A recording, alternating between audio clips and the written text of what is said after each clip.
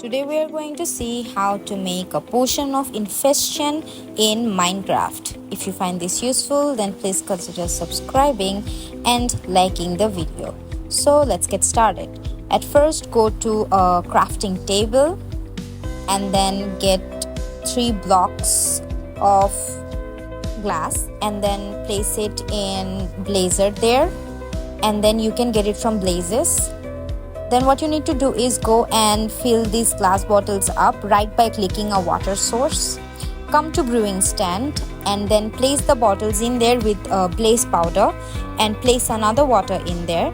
You get that from Blazes. Next, put a block of stone in there. You get it from smelting cobblestone. To make it a splash potion, add your gunpowder.